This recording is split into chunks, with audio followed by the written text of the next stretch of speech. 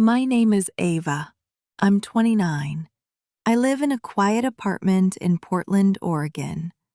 The windows face a small park where old men play chess under the cedars and children chase pigeons until dusk. I work from home, freelance editor for indie publishers. My days are soft. Tea in mismatched mugs, manuscripts full of other people's heartbreak, the low hum of rain on the roof 9 months of the year. I used to think grief had an expiration date, like a bruise that fades from purple to yellow to nothing. But 5 years ago, my younger brother Theo died in a car accident on Highway 26.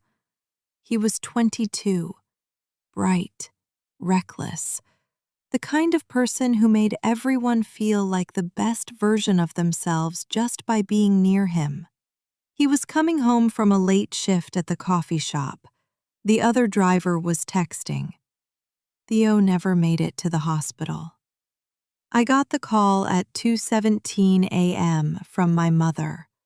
Her voice was so small it sounded like it belonged to someone else. The first year, I barely left the apartment.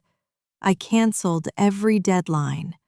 I slept in Theo's old hoodie until it smelled like nothing. My friends brought casseroles and flowers and gentle questions I couldn't answer.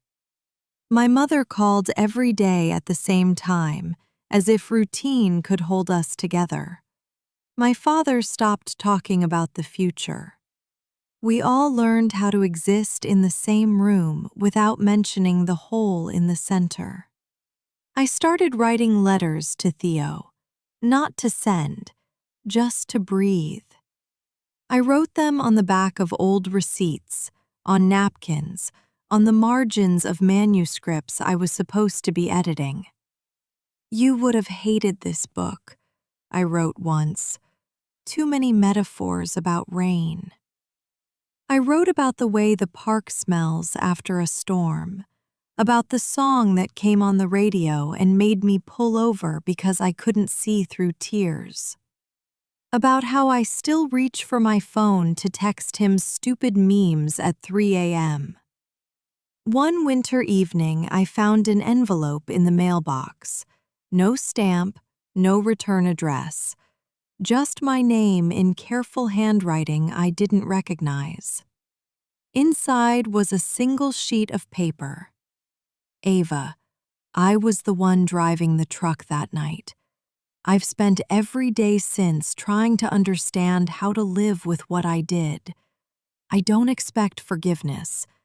I don't even expect you to read this.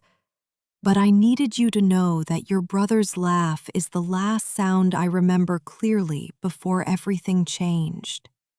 It was loud and real, and it made me smile even though I was terrified. I'm sorry. I will carry that sorry forever. Elliot." My hands shook so hard the paper tore at the crease. I sat on the floor for hours. Rage came first, hot, blinding, then nausea, then a quiet that felt worse than screaming. I didn't tell anyone. I folded the letter and put it in the drawer with Theo's hoodie. For weeks, I carried it like a stone in my pocket. I reread it at red lights, in line at the grocery store, in the middle of the night when sleep wouldn't come. I hated Elliot for existing. I hated him for writing. I hated him for remembering Theo's laugh. But the hate started to feel heavy, exhausting. One rainy Sunday, I drove to the spot on Highway 26 where it happened. There was still a small white cross someone had tied to the guardrail, faded, weathered. I parked on the shoulder, sat on the hood of my car in the drizzle, and I talked to Theo out loud for the first time in years. "I don't know how to do this," I said. "I don't know how to let go of being angry, But I'm tired of being angry at everyone except the person who actually caused it. And I'm tired of being angry at him, too, because you would hate that. You'd tell me to stop wasting energy on things that can't change. I cried until my face hurt. Then I took the letter out of my pocket, read it one more time, and tore it into small pieces. Let the wind and rain take them. I didn't forgive Elliot that day. Forgiveness isn't a switch. But I decided to stop letting the accident be the only story I told about my brother. I started small. I volunteered at a teen driving safety program. I spoke at high schools about distracted driving, not as a victim, but as someone who loved someone who never came home. I showed them Theo's senior photo. I told them he wanted to be a wildlife photographer, that he took terrible selfies, that he once tried to teach our cat to fetch. They laughed. I cried. Both were okay. Months later, I received another letter, same handwriting. Ava, I saw your name on the volunteer list. I didn't know whether to write again, but I wanted to say thank you.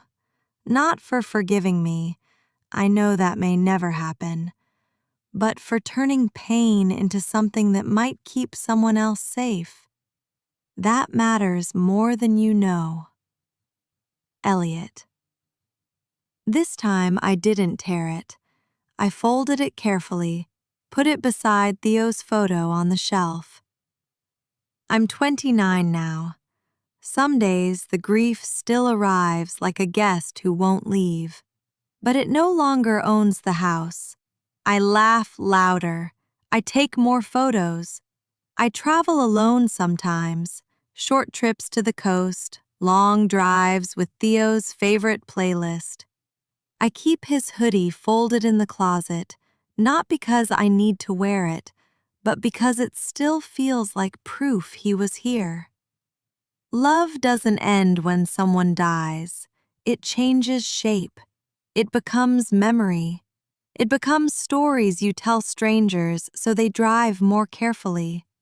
It becomes the courage to keep living even when part of you is missing.